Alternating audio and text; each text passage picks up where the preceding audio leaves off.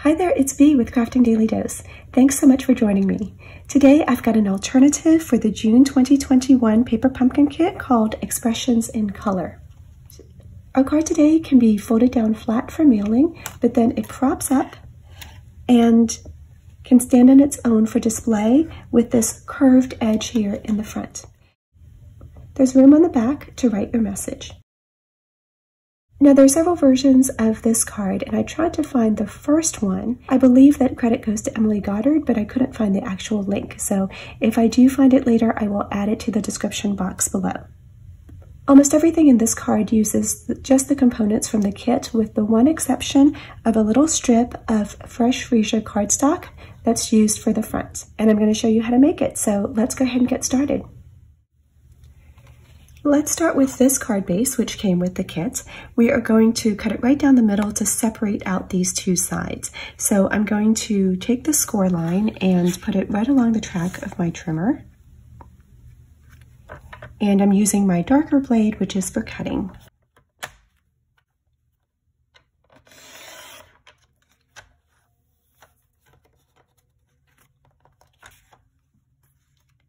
Now for this piece, I'm going to turn it so that the long side is at the top, and I'm going to score it halfway. So this is 5.5 inches in this dimension.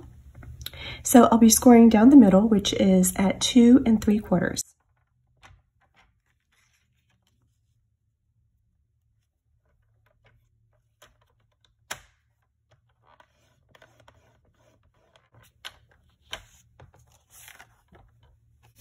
This is then going to be a valley fold towards us.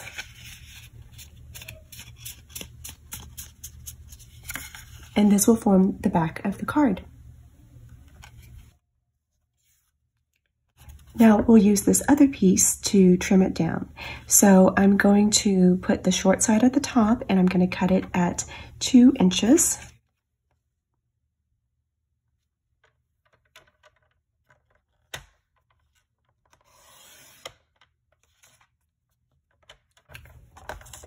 And then I'll rotate it and trim it down so it's 4.5 inches.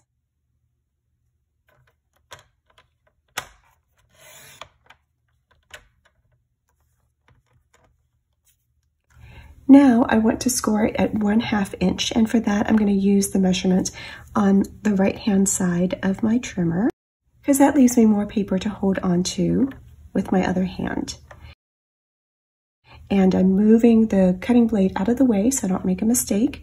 I'm using this lighter blade, which is for scoring. So we've scored at 1/2 inch. Now I'll turn it so that the score line that I made is now on this side. So you can see it's the equivalent of using the measurements over here. So that's 1/2 inch. Now we're going to score down the middle at 2 1/4. So it's right here.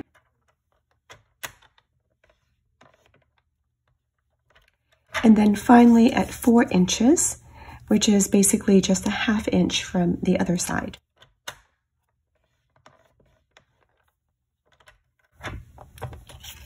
These score lines are all going to become mountain folds, so we're folding away from us. This tab goes down like this. And then one last one.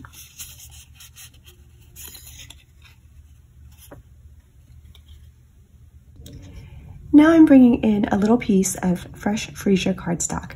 This is 6.5 inches by 1 1/4 inches.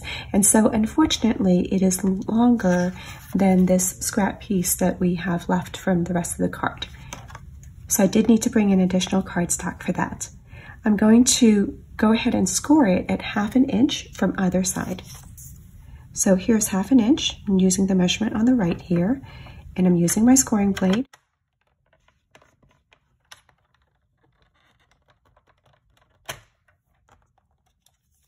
And then I'll put it the other direction.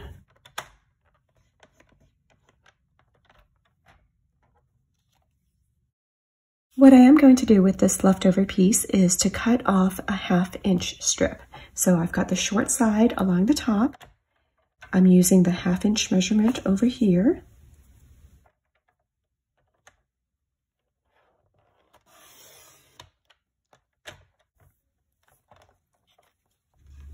And then I want to cut this down into smaller pieces. So I'm going to score it at 1/2 inch and cut at 1 inch.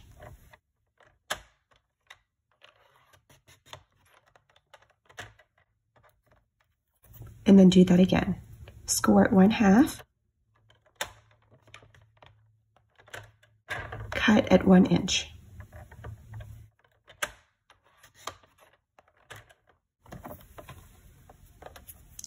And that gives me these 2 little tabs that I'll use on the card. I'm using my bone folder to reinforce all of these folds.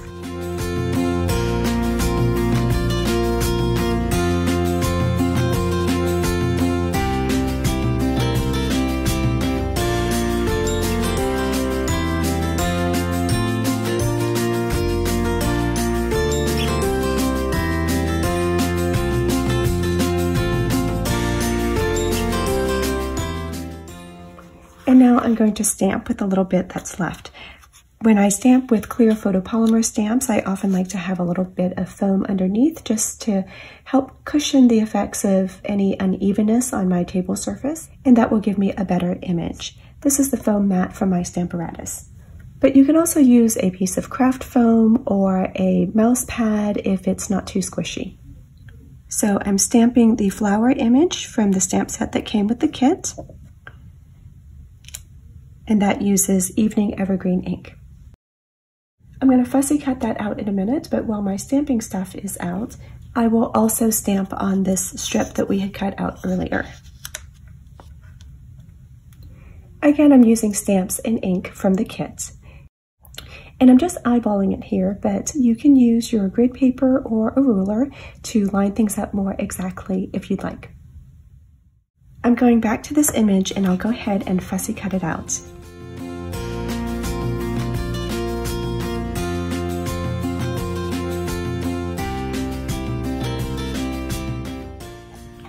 Sometimes when I have a tight turn like this, I will come in from the other direction to at least rough cut it out.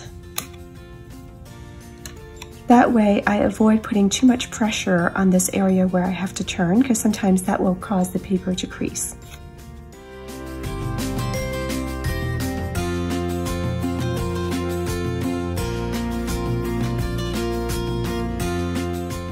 And then for these little sprays, they're kind of tricky, so I'm just going to do a little bubble around them.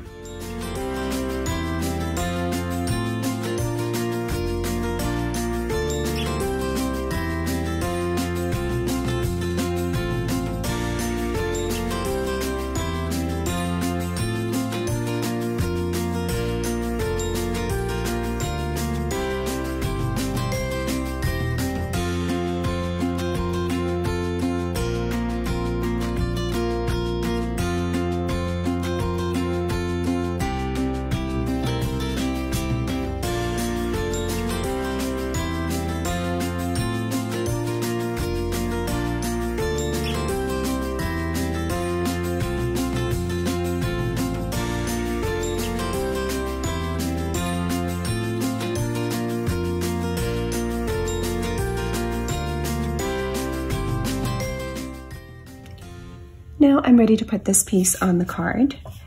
Before I do that, I'm just going to trim a tiny bit off of these tabs here on the end.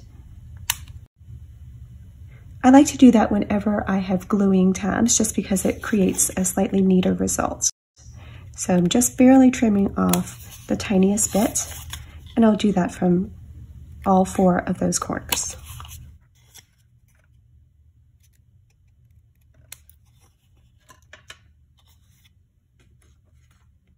Now this is going to go onto our card base. We're lining up these center score lines, and these gluing tabs are going to flip under like this. And I'm going to do one at a time to make sure that I've got it aligned correctly. For this, you can either use your liquid glue or tear and tape, whichever you have on hand and whichever you prefer.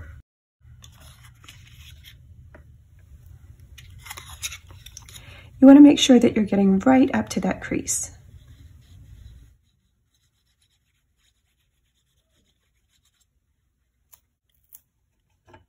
tuck the tab under, and then line it up with your card so that the center creases match up and that the bottom edge matches up.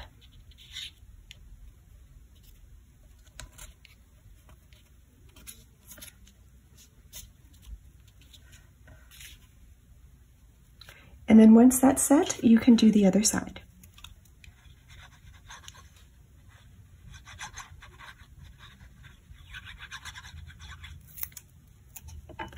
Tuck that tab under and press everything down flat.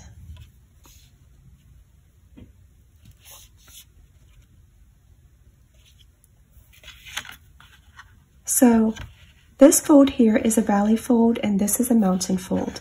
So it can fold like this and your card will prop up. But then it will flatten so that you can put it in an envelope. We're going to put this strip in the same way. So it's got gluing tabs. We're going to trim those just a tiny bit.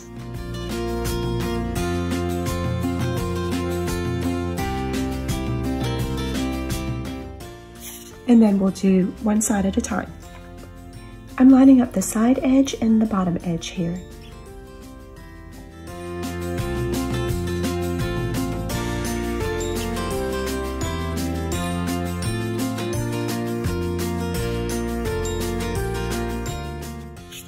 Before I put this last tab down, I'm going to press everything flat.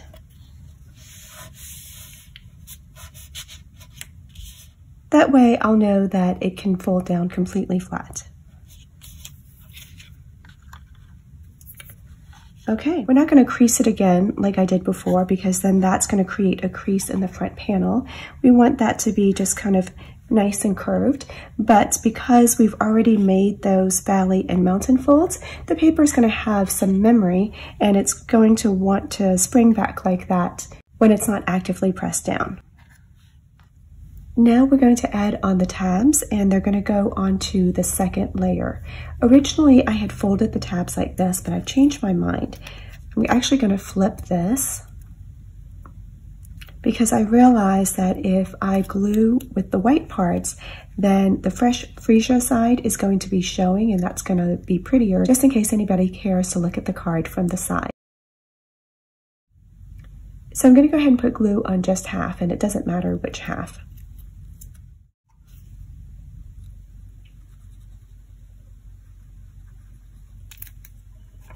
I'm going to tuck the end with the glue underneath, and then I'm going to put it onto this second layer here, lining up the top edge and then scooting it so that this fold is right next to the crease but not over it.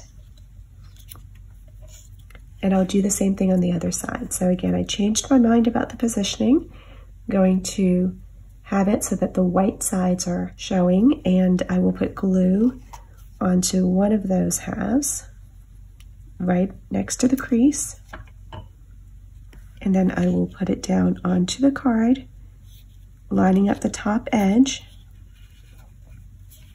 and having it right next to that crease in the second layer but not over it. Now I'm ready to assemble the flower with the die cuts, and I'm going to start, I think, with this pink one here. Still got a little bit of piece left over, so I'll take that off. And I'm going to tuck it in this way.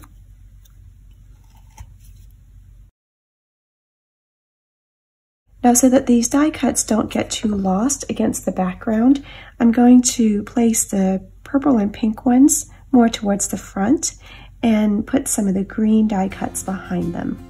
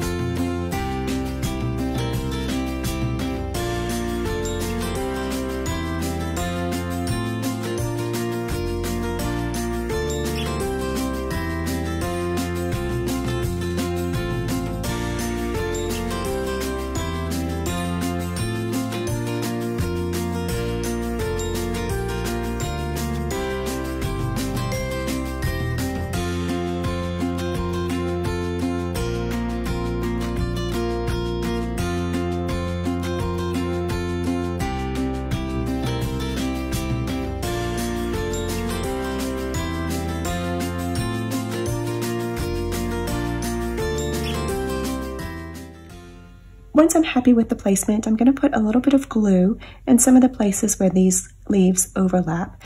The stems are a little bit skinny and I don't want them to get bent.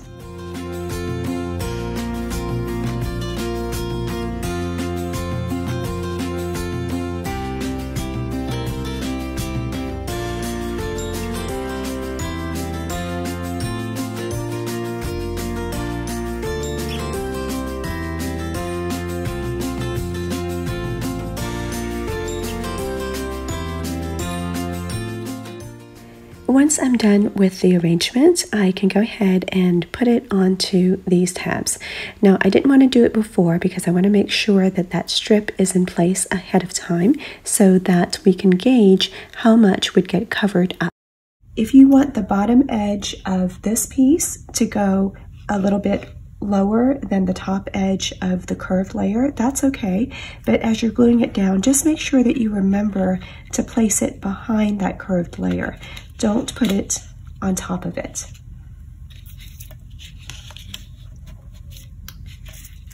So let me think about how I want to arrange this.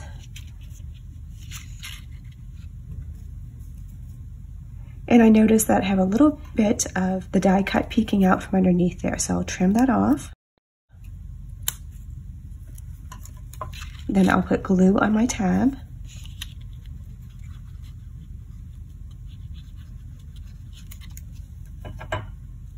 I'm going to make sure that this piece is behind my other layer.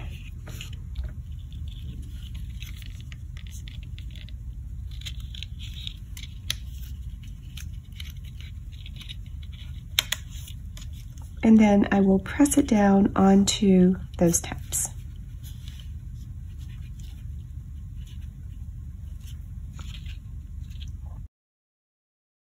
Now for a finishing touch, I'm going to put on some of the iridescent sequins.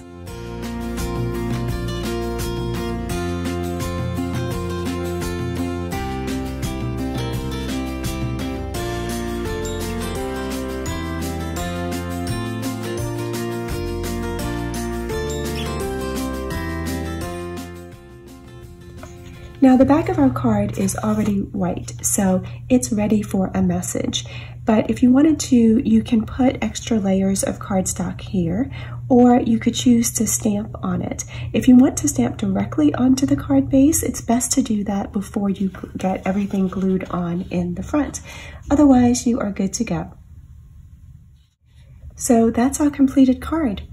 It folds flat to go into an envelope, but can also be pressed up for display. I hope that you've enjoyed this dose of creativity. If you are interested in subscribing to Paper Pumpkin and don't already have a Stampin' Up! Demonstrator, I invite you to check out my link in the description box below. I hope that you'll join me again next time. Till then, have a great day.